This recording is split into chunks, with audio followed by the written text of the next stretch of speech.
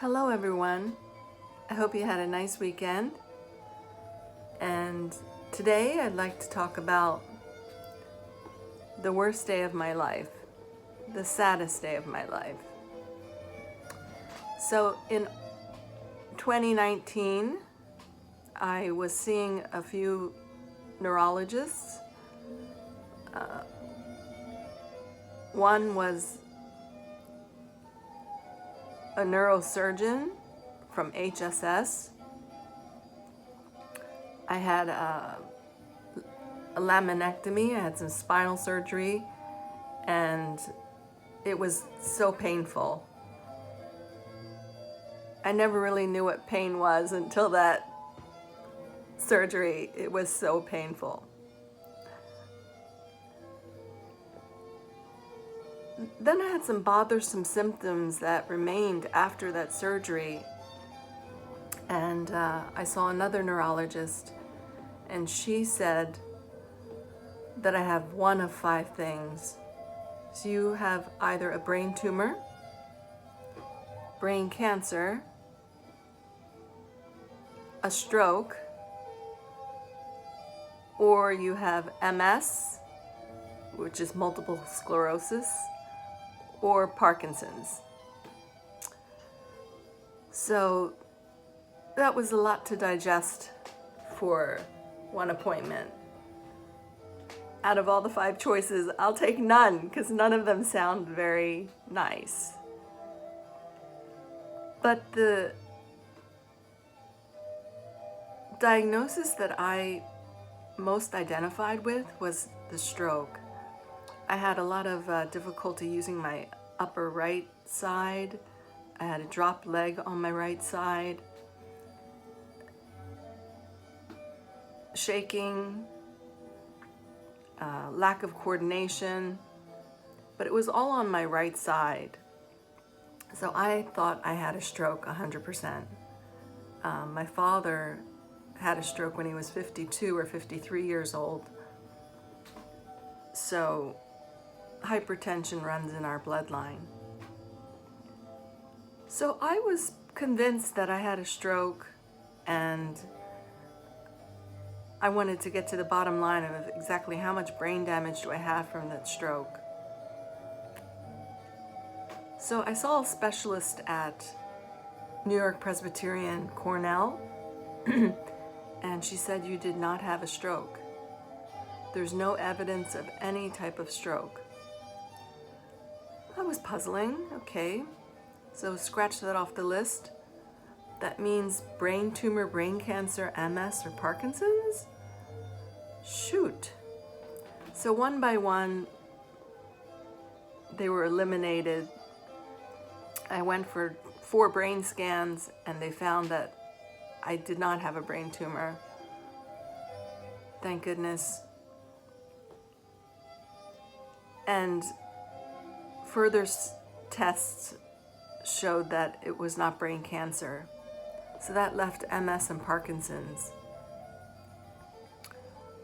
Both chronic, lifelong diseases that just get worse and worse and don't have a cure. So I thought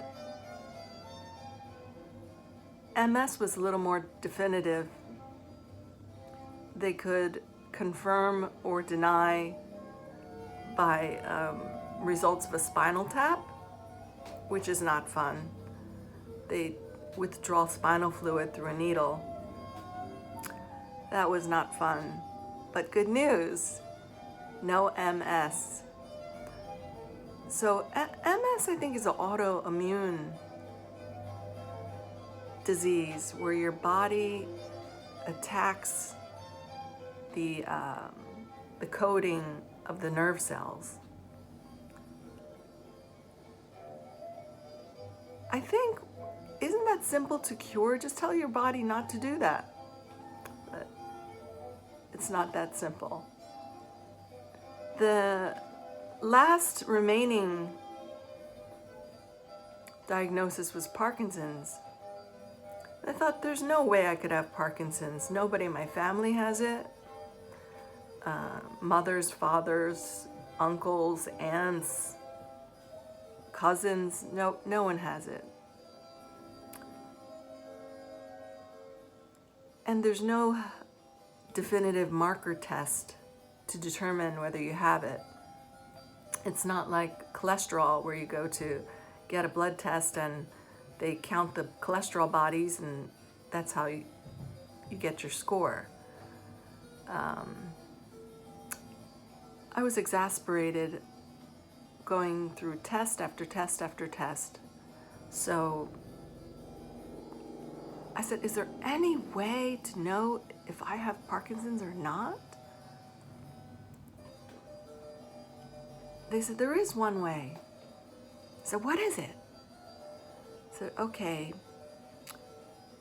it involves nuclear medicine, and they shoot you up with radioactive material that attaches to dopamine. And from there, they could see where the dopamine is and how much. I said, I'll do it. But your insurance isn't going to pay for it. So how much is it? It says between $5,000 to $10,000. I said, I'll do it. So I did it. I went to Cornell Medical Center. I had the DAT scan, and the last thing I remember is the nurse that prepared the drink, the IV, the injection, said, we know you don't have Parkinson's. This is just a formality to cross it off the list. So we can cross it off the list. 99.99% you don't have it. It's very obvious. That's what the radiologist said. 2 days later, I received a letter. It was the findings from the DAT scan, the nuclear scan. And the findings indicated asymmetrical decreased activity in the left putamen. Findings suggested of Parkinson's syndrome. So I had it. It's Parkinson's. I have Parkinson's just like Michael J. Fox. Now what do I do? So after receiving that letter, and I received it by fax at my office when I was working, it was so overwhelming. I had been on a 1-year journey for a diagnosis, because without a diagnosis, there's no treatment. Without treatment,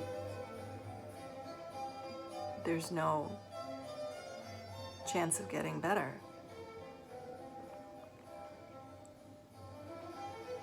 So I remember that day, I knew I wasn't going to make it from my desk to the ladies' room without people seeing me cry. So I crawled under my desk, sat under my desk, and just cried as quietly as I could. And that was the worst day of my life.